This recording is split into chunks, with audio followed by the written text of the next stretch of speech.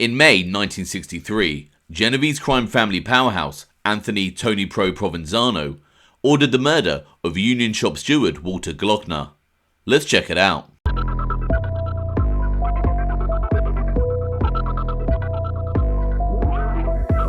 Welcome to OC Shorts, bringing you detailed historical snapshots of the American Mafia and other organised crime. Feel free to subscribe if you like that sort of thing. Today, we're going to take a quick look at the time when Genovese crime family mobster Anthony Tony Pro Provenzano ordered the murder of 27-year-old Walter Glocker. Anthony Tony Pro Provenzano was a New Jersey-based mobster who was an influential member of the Genovese crime family. He was born on May 7, 1917, and grew up on the Lower East Side of Manhattan before later moving to New Jersey. In Martin Scorsese's movie The Irishman, Provenzano was famously portrayed by the actor Stephen Graham. Graham's co-star in the movie, Joe Pesci, actually knew Tony Pro and was impressed with Graham's performance.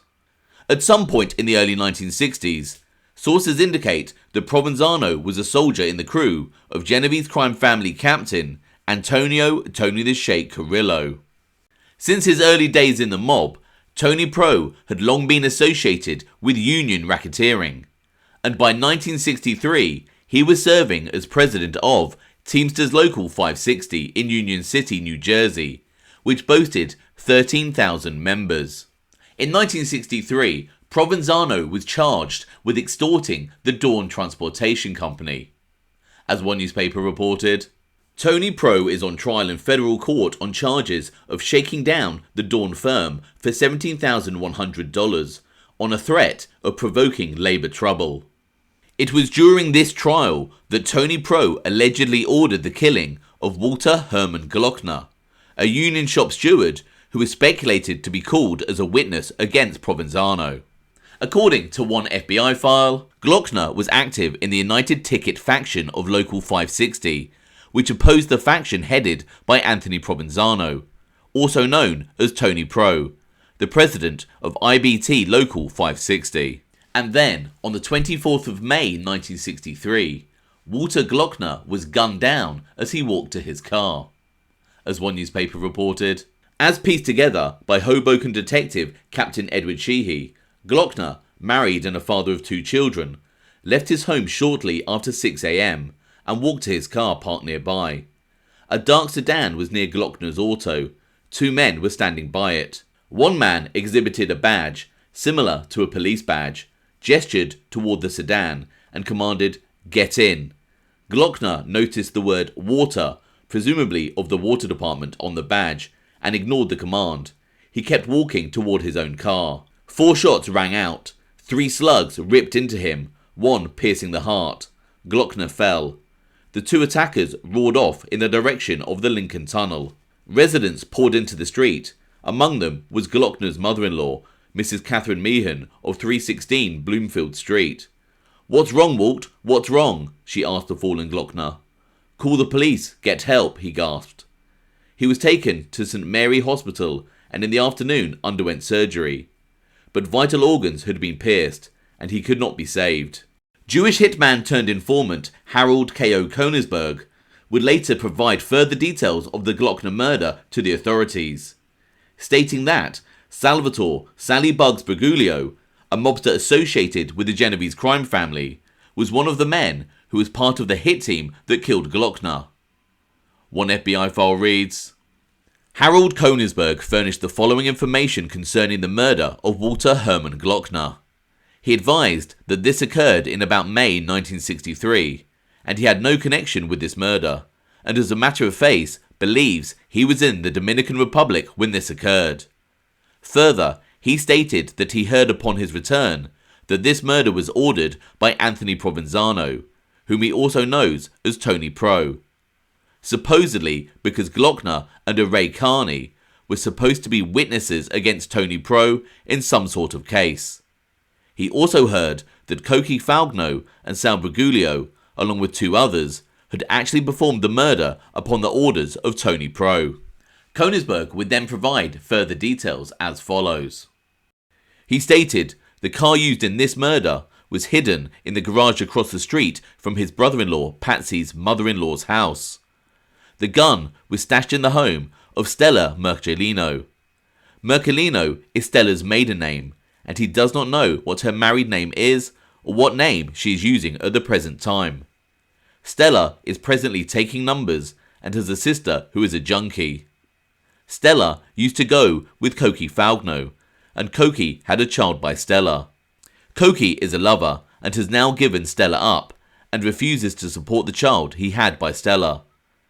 Cokie was involved in the Glocker murder, being the driver of the car in the murder, and has bragged about the murder in the past to Stella. Also involved in this murder is Lala, who could actually implicate the hit guys.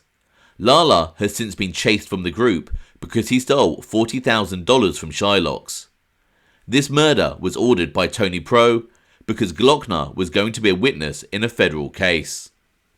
Walter Glocker didn't die immediately after being shot, and while dying in hospital was able to mention a few names that he believed were responsible for his shooting, including Tony Pro and his brother Salvatore Sammy Provenzano. As one FBI file states, Walter Glocker left his residence at 324 Bloomfield Street, Hoboken, New Jersey, and was reportedly shot by two unknown white male assailants at 6:15 a.m. on May 24, 1963. Glocker died at 3:48 p.m. on May 24, 1963, at St. Mary's Hospital at Hoboken, New Jersey. The automobile utilized by Glocker's assailants was described as a dark-colored 1959 or 1960 Pontiac.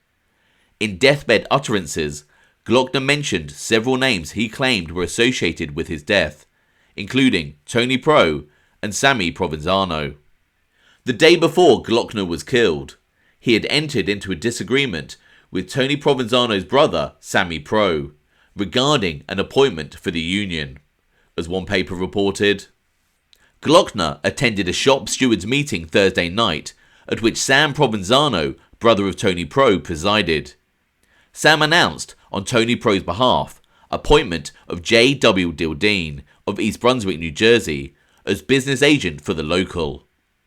Glocker protested that the appointment was illegal. He was ordered out of the meeting, refused to go, and was ejected bodily. 6 days after Glocker's murder, Tony Pro, the man believed to have ordered the hit, audaciously told the press he was setting up a scholarship for Walter Glocker's children, one who was 3 years old and the other who was 2 months. It was reported. "How do you feel about the Glocker murder?" the reporter asked. "That was a terrible thing," said Tony Pro. "How do you feel about the reports tying the slaying up with you? It would seem to me to be a bad climate for a killing." "Why, this was the worst thing that could happen to me," said the union boss, an international vice president of the Teamsters Union and a buddy of Jimmy Hoffa, Teamsters czar. "I loved the guy. He looked just like my son, those dimples, that smile. I practically raised him." "Well, what about him being against you in the union?"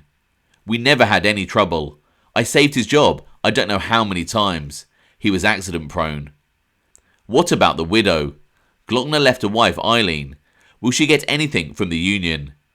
"I'd say about $4,000 or $5,000. I'm going to recommend to the union that she be taken care of. Now, about the children. I have this Josephine Provenzano scholarship fund." Tony Pro's mother, Josephine, died a little less than 4 years ago, and he's established with his own money 4 four-year college scholarships in her memory. I'm going to see it that they get college scholarships.